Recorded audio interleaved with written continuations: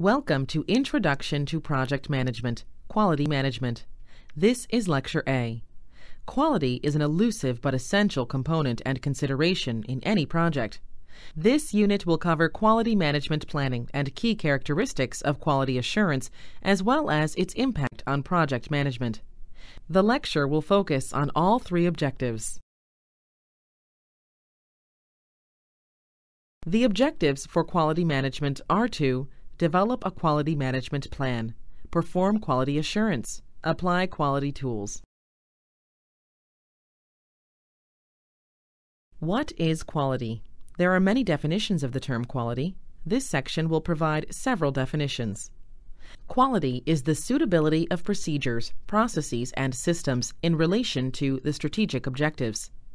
Quality is the ongoing process of building and sustaining relationships by assessing, anticipating, and fulfilling stated and implied needs.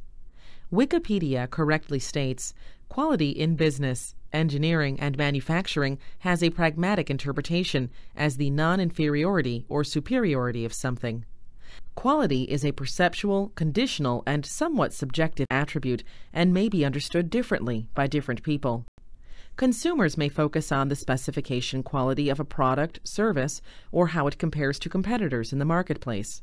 Producers might measure the conformance quality or degree to which the product, service was produced correctly.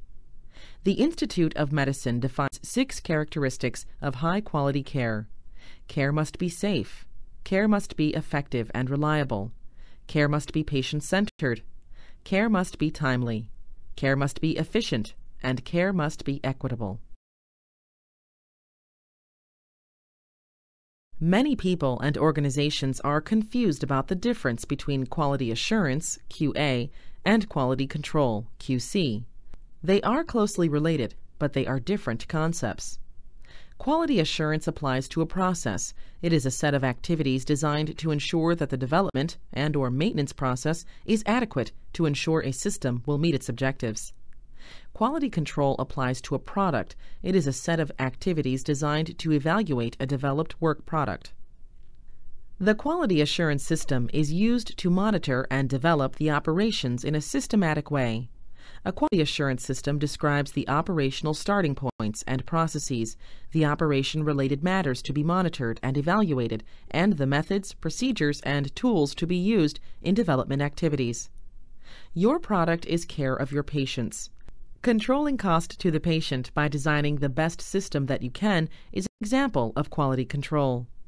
Quality assurance is reviewing charts of patients for opportunities to change the system for the benefit of the patients and the organization. Total quality management, or TQM, is based on the buy-in and participation of an organization's members. Its goal is the long-term organization success through customer satisfaction. If properly implemented, TQM benefits all members of the organization and society in general. The TQM model on this slide provides an overview of key elements of TQM. Customer's focus. TQM expands on the concept of customer to include suppliers, partners, and even coworkers. Planning process. Essential processes must be planned and mapped out before they can be managed and improved. Process management. Key processes are monitored and managed. Process improvement. Based on the constant attention to quality improvement, processes are continuously refined and improved. Total participation. Buy-in from the entire company or organization is essential from top to bottom, from leadership to line workers. This section will provide an historical and theoretical basis for TQM. It further discusses leading TQM theorists and the tools they apply to create project quality management. Just as in any area of business, healthcare has to take into consideration customer satisfaction. If you have the choice between 2 hospitals, you will go to the one that you think gives the best care. The Centers for Medicare and Medicaid Services, CMS, grades hospitals. This information can be found on the Internet by anyone. If your local hospital has a lower grade than the hospital 50 miles away, why not go to that one?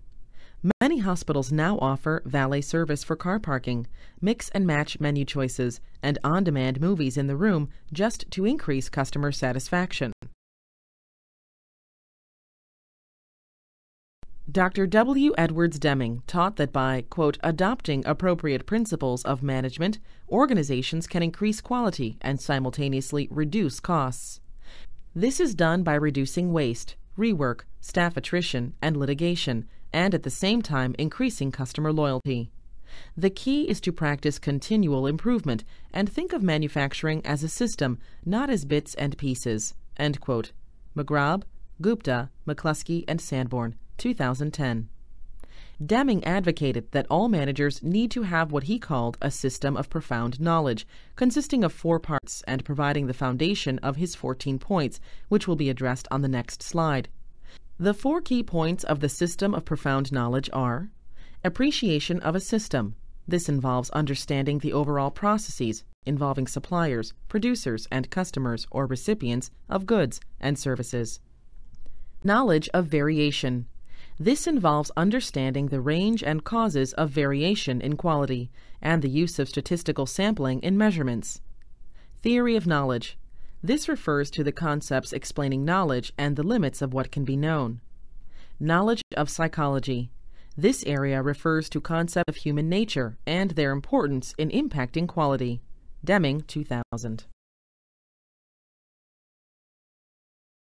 The system of profound knowledge is the basis for application of Deming's famous 14 points for management. Deming offered 14 key principles for management for transforming business effectiveness. The points were first presented in his book, Out of the Crisis. 1. Create constancy of purpose towards improvement. 2. Adopt the new philosophy. 3. Cease dependence on inspection. 4. Move towards a single supplier for any one item. 5. Improve constantly and forever. 6. Institute training on the job. 7. Institute leadership. 8. Drive out fear. 9. Break down barriers between departments. 10. Eliminate slogans. 11. Eliminate management by objectives. 12. Remove barriers to pride of workmanship. 13. Institute education and self-improvement. 14. The transformation is everyone's job. PDCA was made popular by Dr. W. Edwards Deming, who is considered by many to be the father of modern quality control. However, it was always referred to by him as the Shewhart cycle. Later in Deming's career, he modified PDCA to Plan, Do, Study, Act, so as to better describe his recommendations. The Plan, Do, Check, Act, or PDCA model for performance improvement initiatives. This model provides a consistent problem-solving approach for all performance improvement activities. Only when effective quality planning, process design, performance measurement, and performance improvement activities are integrated does the organization's performance improvement initiative become integrated into the organization's culture. The key elements of the PDCA model are: plan.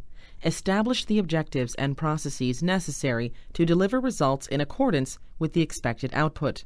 By making the expected output the focus, it differs from other techniques in that the completeness and accuracy of the specification is also part of the improvement. Do. Implement the new processes, often on a small scale, if possible. Check or study. Measure the new processes and compare the results against the expected results to ascertain any differences. Act. Analyze the differences to determine their cause. Each will be part of either one or more of the PDCA steps. Determine where to apply changes that will include improvement. When a pass through these 4 steps does not result in the need to improve, refine the scope to which PDCA is applied until there is a plan that involves improvement. You can also think of healthcare as a system, not just the bits and pieces. The admission process, the lab collection process, food selection and delivery process, and the discharge process are the bits and pieces of hospital stay. Together, with all the other bits and pieces, they create a hospital system. How can these bits and pieces work together and be improved to increase quality and reduce costs? Joseph Juran is widely credited for adding the human dimension to quality management. For him, human relations problems were the ones to isolate. Resistance to change, or in his terms, cultural resistance, was the root cause of quality issues. Compare Duran's 10 steps to quality improvement to Deming's 14 points for business survival and prospering. 10 steps to quality improvement. Duran defines quality as fitness for use in terms of design, conformance, availability, safety, and field use. Thus, his concept more closely incorporates the viewpoint of customer. He is prepared to measure everything and relies on systems and problem-solving techniques. Unlike Deming, he focuses on top-down management and technical methods rather than worker pride and satisfaction. The following slide illustrates Duran's 10 steps to quality improvement. 1. Build awareness of opportunity to improve. 2. Set goals for improvement. 3. Organize to reach goals. 4. Provide training. 5. Carry out projects to solve problems. 6. Report progress. 7. Give recognition. 8. Communicate results. 9. Keep score. 10. Maintain momentum by making annual improvement part of the regular systems and processes of the company. The Pareto principle states that completing 20% of a job provides 80% of the benefit to accomplishing all of the work. In applying this principle to quality improvement, we can say that 20% of reasons create 80% of the problems that occur on a project. Pareto analysis uses the Pareto principle to identify a small number of activities that strongly impact the project as a whole. By employing this type of analysis, a project manager can address 80% of a project's roadblocks by isolating 20% of all reasons for the roadblocks, and then applying such tools as the Ishikawa or cause and effect diagram to pinpoint the roadblock's origins. Joseph Duran, one of the fathers of the quality movement, restated the Pareto principle as the difference between the, quote, vital few and the trivial many, end quote. The Duran trilogy provides a model of how an organization can better understand the relationship between processes that plan, control, and improve quality and produce better business results. Dr. Duran created this model in the 1950s. It defines managing for quality as 3 basic quality-oriented interrelated processes. Quality planning, the process for designing products, services, and processes to meet new breakthrough goals. Quality control, the process for meeting goals during operations. Quality improvement, the process for creating breakthroughs to unprecedented levels of performance. Created by the Motorola Company in 1981, Six Sigma is now deployed in many areas of business as a quality management approach to enhance the value of results or deliverables. It isolates and eliminates the sources of problems while ensuring consistency in organizational processes through a number of quality management techniques. These techniques include statistical analyses performed by experts within the organization and a specific phased approach that focuses on goals identified by the client. Such goals can focus on such areas as financial, safety, or delivery time improvement.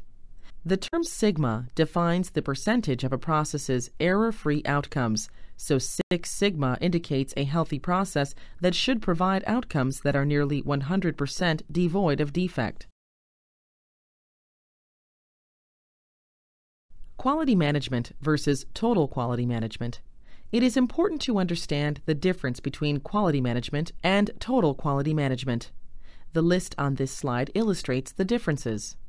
TQM includes both an empirical component associated with statistics and an explanatory component that is associated with management of both people and processes.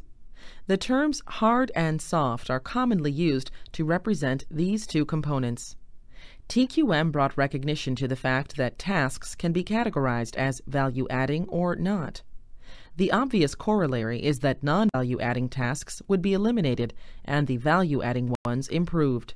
Many process design and operation tools have been highlighted in TQM, such as statistical process control and the need for flexible organization. The main task that the quality control methodology sets out to accomplish is to ensure that only good items were acceptable for further production and bad parts were rejected. To have the concept of good and bad parts means that standards of some type must be in place, so comparisons can be made. The fact that good and bad parts could exist was not the main concern, and is still not, of quality control. Any activity that is related to measuring product parameters against criteria and passing judgment on whether the product can be used or sold based on meeting the criteria is considered a quality control task. This covers final goods, intermediate work in progress, or services being delivered. Creating a quality culture. Quality culture includes quality improvement measures, as well as the individual and collective commitment to quality maintenance and improvement. Quality experts all agree that, in order for total quality management to be successfully implemented, the organization must have a quality culture. A quality culture helps us understand that a positive internal environment and the creation of delighted customers go together. It is a culture that naturally emphasizes continuous improvement of processes, one that results in a healthy workplace, satisfied customers, and a growing profitable company. A quality culture values fair play, and knowing this, we can understand that they will not do anything to deceive us in our dealings with them. In a business, employees will behave in ways that are consistent with the core values of the culture. Healthcare IT can support the quality culture and core values of the institution by providing to the user the information at the time it is needed, in the amount that it can be ingested, and in the place that it is needed most. An example of displaying information at the time it is needed and in the correct place in the workflow is in drug alert warnings. A warning that is displayed at the time of order entry is far better than a warning that displays after the prescriber has finished filling out all the required fields on the medication form. An example of the correct amount of information presented is who gets the warnings. Why should the chief of cardiology get a warning about a common drug interaction every time he or she opens the electronic patient chart? Showing that warning once a day could be enough to remind that provider about the interaction. A medical student with less experience may need those warnings more frequently. There are various components of an organizational culture that one must consider and understand. First, the business environment, which could be a change-oriented culture or a culture in which change is frowned upon. What are the organizational values? What does the organization consider to be important, and what is at its core? Who are the cultural role models in the organization? Who truly embodies and personifies the values of the organization? Each organization has a set of unwritten rules about how things are done. These are typically enforced by peer pressure as opposed to an official company policy. And finally, what are the cultural transmitters in the organization? How are new employees indoctrinated into the unwritten rules about how things are done? All of these components make up an organization's culture. When discussing quality management, it is important to mention the standards that are used in quality management systems. ISO 9000, where ISO stands for International Organization for Standardization, is a group of standards developed and maintained by the ISO, but administered by various other certification and accreditation groups. Just as with any standard, they are not set in stone in perpetuity. There is a continual and ongoing need for modification and updating, which the ISO undertakes on a routine basis. These standards are regularly published by ISO, which, in the case of Quality Management System Standards, is most currently instantiated in the publication of David Hoyle called ISO 9000, Quality Systems Handbook, published in 2009 by Elsevier. In this book, Hoyle discusses the changes that were instituted as the ISO 9000 was updated to current standard applicable to quality management systems, now known as ISO 9001:2008 standard. The new requirements include a set of procedures that include all of the essential business processes, such as, quote, monitoring processes to ensure they are effective, keeping adequate records, checking output for defects with appropriate and corrective action where necessary, regularly reviewing individual processes and the quality system itself for effectiveness, and facilitating continual improvement, end quote. Applying the title of ISO 9001 certified, ISO 9001 registered can only be used by an organization or company if it has been independently audited by a certifying group to be in compliance with the standard. It is important to note that simply having the moniker of ISO 9001 certified does not imply that the end product is of high quality. It simply certifies that the agency adhered to the ISO standard. While ISO 9000 is not TQM and it does not directly refer to it, it is important to note the influence that TQM has had on ISO 9000. The latest iteration of ISO 9000 uses 8 key principles, which are directly relatable back to TQM. The key principles are customer focus, leadership, involvement of people, process approach, system approach, continual improvement, factual approach, mutually beneficial supplier relationships. The following requirements are all part of standard language from the ISO. Quote, in order to qualify for ISO 9000 registration, an organization must complete the following processes: develop quality manual, document procedures, evidence of management commitment, insurance that customer requirements are met, accredited registrar audit, internal audits, and periodic registrar audits. The standards for the ISO 9000 family deal with the following areas: quality management systems, establishing and monitoring the process whereby product and service quality are maintained; management responsibility, how the management establish, maintain, monitor, and communicate their commitment to the standards; resource management, how the business provides the resources, both physical and human, to enable the standards to be met and maintained; product realization requirements, how businesses establish and monitor quality from concept to final product or service delivery; measurement analysis and improvement requirements, how businesses use data to monitor their quality control and how this data is used to improve quality provision." End quote. This concludes Lecture A of Quality Management. In summary, we have discussed total quality management and the theorists behind TQM, the importance of a quality culture and approaches for creating a quality culture, and TQM and its relationship to the ISO 9000 family of certifications.